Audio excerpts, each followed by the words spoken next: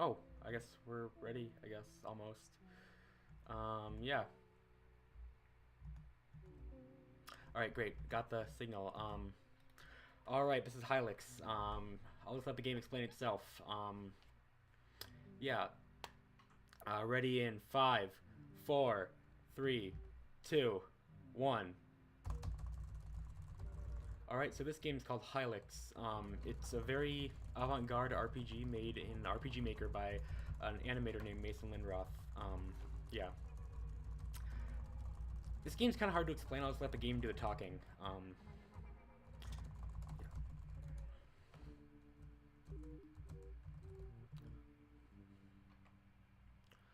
So we're playing as a man named Wayne. He has like a moon for a head. This game is really weird, just saying. If you can't tell, I'm very tired right now. I think all the Pepsi I had earlier starting to get a caffeine crash. So, an interesting thing about this game is that you learn special moves by using TVs, and this move right here is called Mystic Meat, and what it does is it prevents us from getting negative status changes. Alright.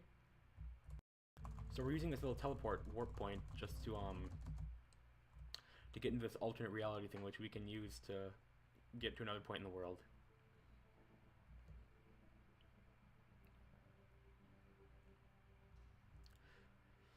So this game actually does have a storyline. It's a little cryptic, but we're playing as I said before, we're playing as a man named Wayne, and he's on some sort of spiritual quest to attain enlightenment. And in order to do that, he needs to go to the moon and defeat the evil Moon King. Oh, I'm trapped. Defeat the evil Moon King, Gibby. And in order to actually do that, he has to pick up some friends first. So we're on our way to a friend's house.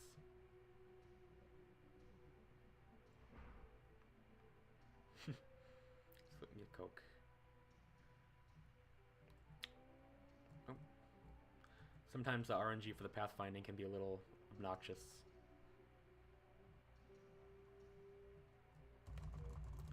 We're warping out of here. We're going to our friend Sam Snows' house. Now, she's a little sad because she can't find her gauntlets, and they're really in her basement, so... She has $1,000 lying on her front lawn. We're just going to walk right past that because we don't even need it. Oops.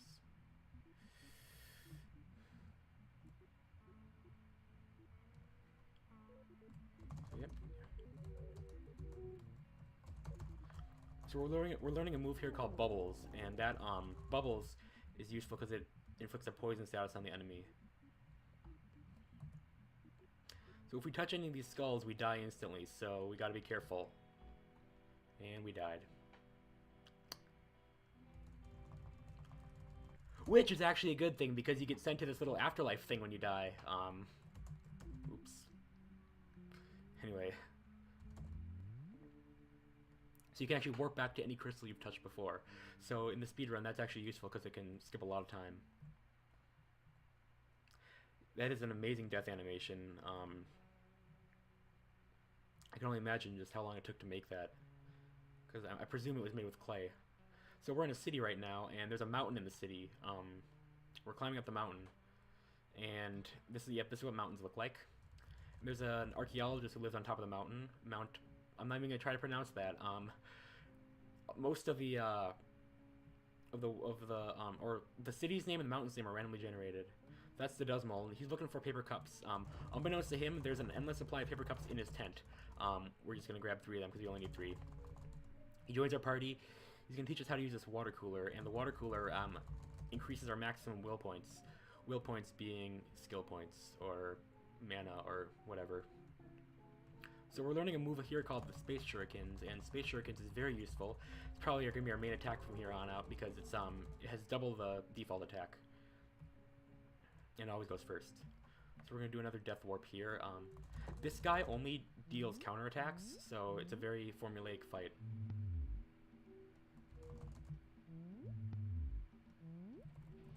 There we go. That was a pretty quick fight.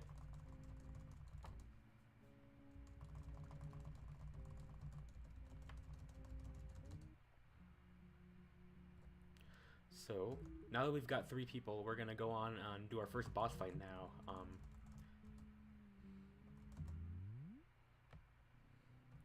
I'm really tired.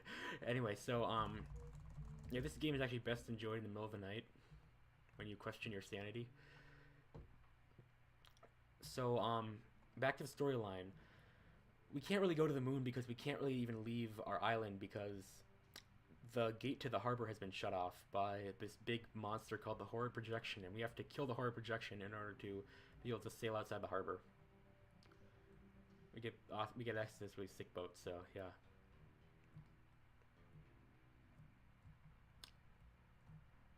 All right. Here we go. Alright.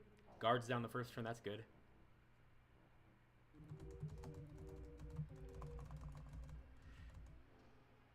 Oh, wind's dead, that's not good.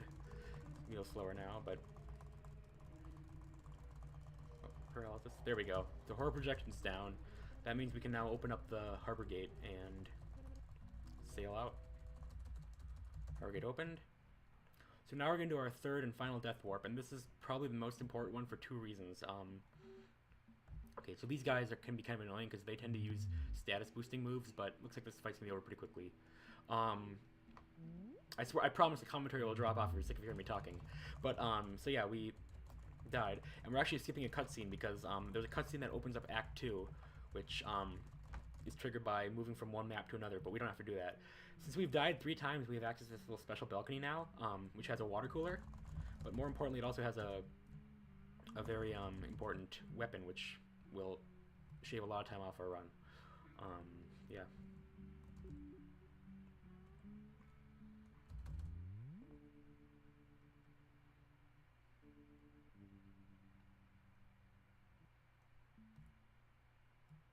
Alright, so this is our boat.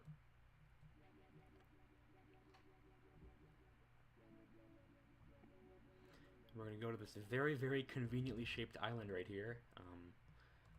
Looks like a pretty natural island. And we're going to go underground. So now we're in this underground graveyard. Seems a little redundant if you ask me, but we're going to have to just like, oops, whoa, dig up a few graves and flip a few switches underneath them. So, and try to not get hit. So, I'm going to shut up here for a little bit.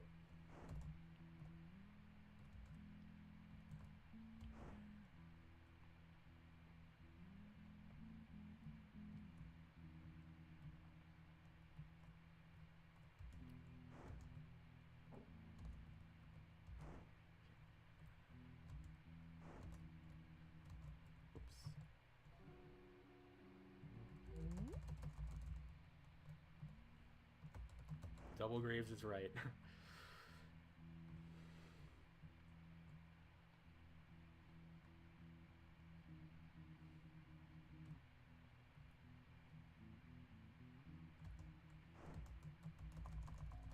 So this move right here is called Health Chant.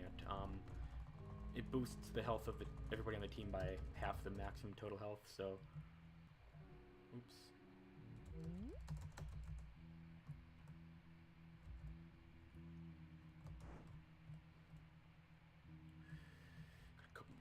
Here.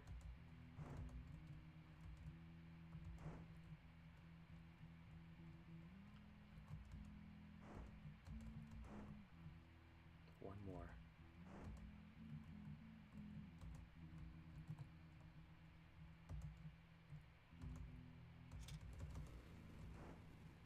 So we flip all the switches.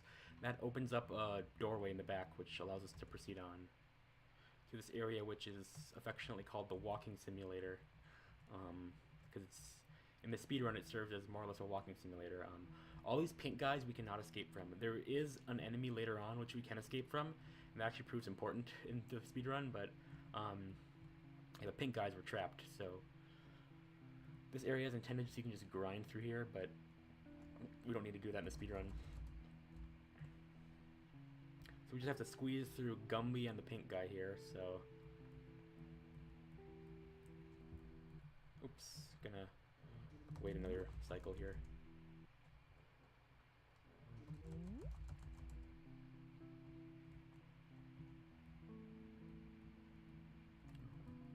There we go. Yeah, the pink guy just stops in his tracks for some reason. I think that's a glitch, but then again, with this game, you'll never know. All we gotta do is just walk through here now, past these statues. The one statue starts chasing us, but if we know where we're going, we're gonna throw him off pretty easily, so. And then his friend starts chasing us. Alright, so now this is the cutscene that starts Act 3. Act 3, which is gonna pretty much be the bulk of the game. Yeah. Smash through here. Most of the text in this game is actually randomly generated, so from like a word list, so it's kind of doesn't make sense. The game pretty much gives you no instruction as to what to do even. So after all that, we have access to this little airship now, which will allow us to get to places we couldn't before. So yeah. We're gonna do our first round of upgrades right here in the city. We're just gonna buy 3 items here, and then just equip them with other stuff. Oops. I love the music in the shops. Bad Juju. The Bad Juju is an item which, when equipped, it makes some of your attacks able to poison the enemy, so that's pretty cool. Combat Bell is pretty much just like an armor thing. Whoa. There we go. Buttons weren't acting the way they should have. So now we're going to go over here and take a bath, which will max all our stats, or not stats, max all our points, so we can get ready to battle. Alright.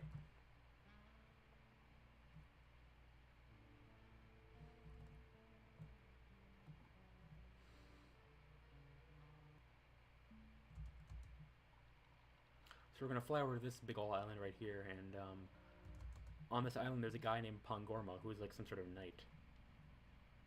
And there's a puzzle to get into his house, but, wait, nope. I can't believe I almost forgot that. The key to the puzzle's on the other side of the island, and it's always the same, so we don't need it to go there. For now, we have to fight him.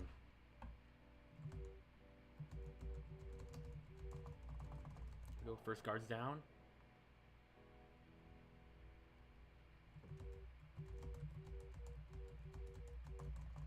Second guard's down. Health champ, okay.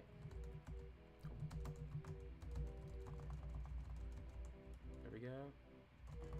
Just attack the heck out of him. Should be down the next turn.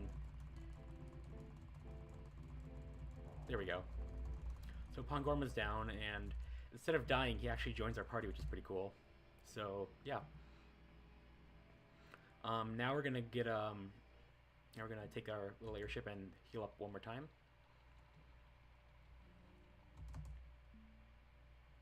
Hopefully our cats in the house won't stop us in our tracks, because that can actually happen sometime. There we go. Take a little bath here. There's so much extraneous stuff in this game too. Like the speedrun only scratches the surface of this game. Yeah. So we don't have enough money to go to the moon right now.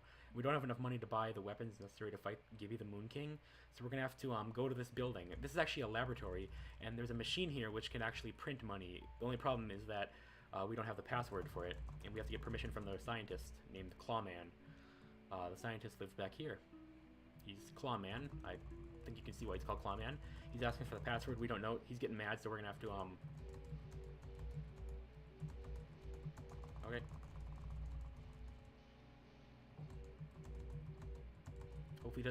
Hopefully he doesn't use a group attack, because that can be annoying.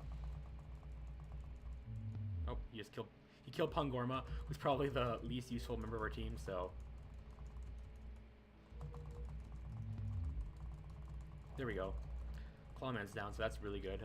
That's actually the most RNG dependent fight in the game, I'd say. It can be really frustrating. I've like had to repeat it like 3 times sometimes, so yeah. It's great that we got that out of the way. Anyway, so we gotta flip a few switches, and the machine will print money. There we go. So we got the money printed out, and now all we gotta do is just get buy a few things and fly up to the moon. All right. Yeah.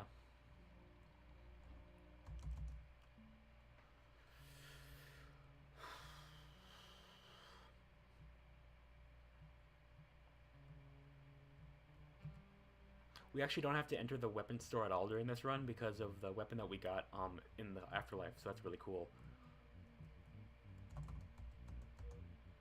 Bad juju, okay. At this point, it doesn't matter how many of everything we buy as long as we buy enough, because we have more than enough money to pretty much crash the game's economy. Oh, torso shell, berry shield, oops.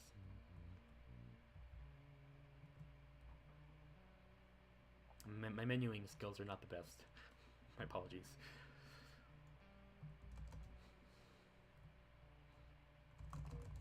Then again, I'm very tired.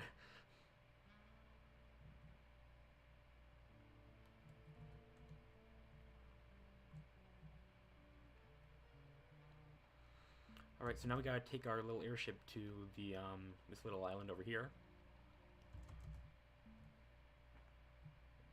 where this guy sells hot dogs and spaceship keys.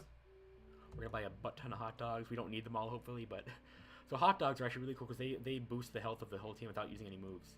So that guy over there's a cone cultist. He can trap us in here, but he didn't, so that's really good. Sometimes they can trap you into... Sometimes those guys can trap you into encounters for, like, 10 plus turns, which is really annoying, and yeah. Alright, so we're on the moon right now. This is actually what the moon looks like. NASA has lied to you. Wake up. So yeah.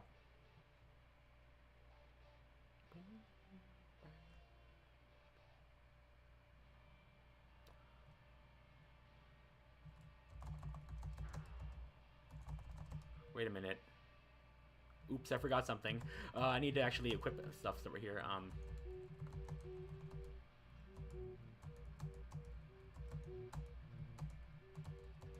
Need to do some quick equips here.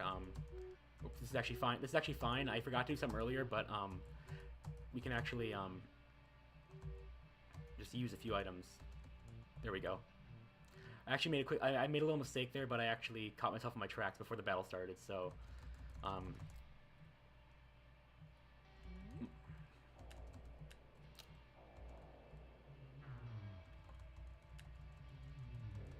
Alright, so we got something called the juice pack back there as well. And we're just killing these guys left and right now, but the juice pack will be really useful because it'll boost our will points back to full, so. Yeah, this is a PC game on Steam. It's like, I think it's like less than $5 on its MSRP, and then that's when it's not on sale. Dead Tiger there, and we just did a safety save on the crystal in case something happens. Oops. So that's Gibby right there. We're gonna fight him. He has two statues which are like help him in battle. I got a notification there. I'm sorry about that. We're taking out the statue on the left first because that boosts the party's health. So if we take that out, that means the rest of the fight's gonna be a lot easier.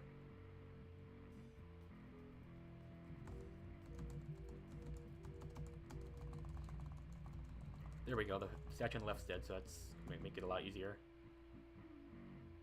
So time is not called at the end of this battle.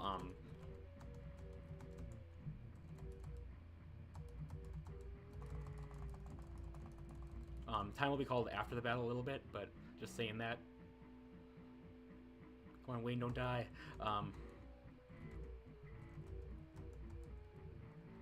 Oops, why am I doing that?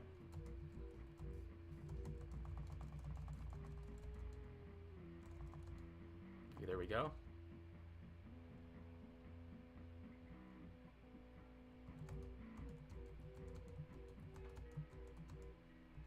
Nope. Oh, hot dog. There we go. So this battle's almost done now. Gibby's the only one left. There we go. Gibby's down. So that was actually a really quick Gibby fight, I feel. So there we go. All right.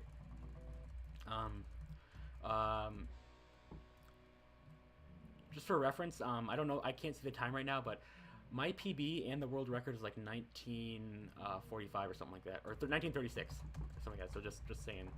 So the moon's exploding because Gibby rigged it to explode. We're flying away. We forgot to save the animals, so I'm sorry about that. The animals are dead. So yeah, Wayne's found inner peace. I'd like to give a shout out right now to Warm Ham because he's the guy who introduced me to this game. He's a very talented speedrunner, a great guy. Yeah. So yeah, time will be called right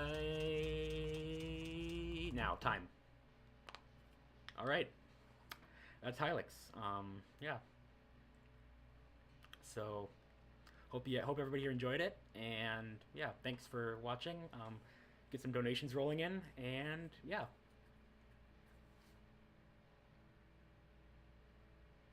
1952. That's pretty good. Yeah, I feel like that atones for my earlier run. Yeah, Warm Ham is amazing. He's a great Super Meat Boy runner.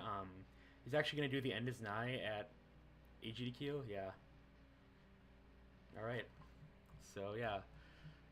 Fun fact: there's pretty much an open world after you beat the game, but we don't have to worry about that.